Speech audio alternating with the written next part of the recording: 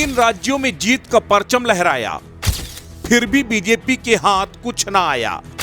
सरकार के साथ हुआ आंकड़ों का खेल, बहुमत का आंकड़ा छूने में बीजेपी रही फेल। संसद के दोनों सदनों में बहुमत हासिल करना किसी भी सरकार के लिए एक हसीन सपने जैसा होता है। मोदी सरकार की भी यही चाहत है, लेकिन इस कार्यकाल में भी सरकार की एक ख्वाहिश पूरी होती नहीं दिखाई दे रही। मतलब ये कि लोकसभा में भले ही मोदी के पास सबसे ज्यादा सांसद हों, पर राज्यसभा में अभी भी वो बहुमत के आंकड़े से काफी दूर हैं। और ये हाल तब है जब भगवा दल ने 3 राज्यों में जीत का सेहरा अपने सिर पर बांध रखा है। दरअसल अगले साल अप्रैल में होने वाले लोकसभा चुनाव से पहले राज्यसभा के 56 सदस्य रिटायर हो जाएंगे। इनमें से सबसे ज्यादा 30 एमपी बीजेपी के होंगे।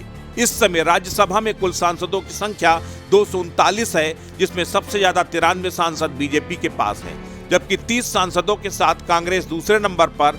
अन्य दलों की बात करें तो टीएमसी के 13 सांसद, आप के 10 सांसद, डीएमके के 10 सांसद, बीजेपी के 9 सांसद, वाईएसआरसीपी के 9 सांसद, बीआरएस के 7 सांसद, आरजेडी के 6 सांसद, सीपीएम के 5 सांसद, जेडीयू के 5 सांसद, अन्ना द्रमुक के 4 सांसद, एनसीपी के 4 सांसद, निर्दलीय के 3 सांसद, एसपी के 4 सांसद, शिवसेना के 3 सांसद, सीपीआई के 2 सांसद, जेएमएम के 2 सांसद, एजीपी के 1 सांसद, बीएसपी, आईयूएमएल, जेडीएस, केसीएम का 1 सांसद, एमडीएम, एनएफ, एनपीपी, पीएमके का 1 सांसद, आरएलडी, आरपीआई, एचडीएफ का 1 सांसद, तमिल मनीला कांग्रेस का 1 सांसद, टीडीपी का 1 सांसद, यूपीपी का 1 सांसद, 5 नॉमिनेटेड सांसद। यहां गौर कर देने वाली बात यह भी है कि 3 राज्यों में जीत के बाद बीजेपी भले ही सदन में अपने सांसदों की संख्या न बढ़ा पाए, लेकिन कांग्रेस तेलंगाना में जीत के बाद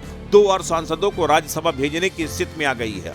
यहां आपको बता दें कि राज्यसभा सांसदों का चुनाव तय फार्मूले के तहत होता है।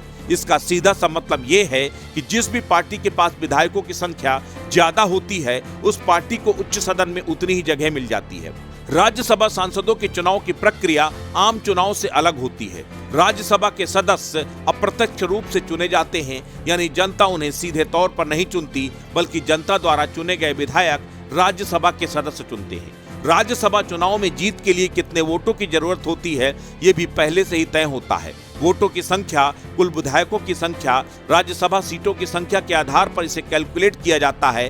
इसके लिए जो फार्मूला इस्तेमाल होता है, उसके मुताबिक कुल विधायकों की संख्या को 100 से गुणा किया जाता है। उसके बाद राज्य में जितनी राज्यसभा की सीटें हैं, उसमें 1 जोड़कर भाग दे दिया जाता है। फिर कुल संख्या में 1 जोड़ दिया जाता है। आखिर में जो संख्या निकलती है, वही एक सदस्य की जीत के लिए चाहिए होती है। यहाँ एक विधायक के वोट की वैल्यू 100 काउंट की जाती है। राष्ट्र इंडिया के लिए ब्यूरो रिपोर्ट।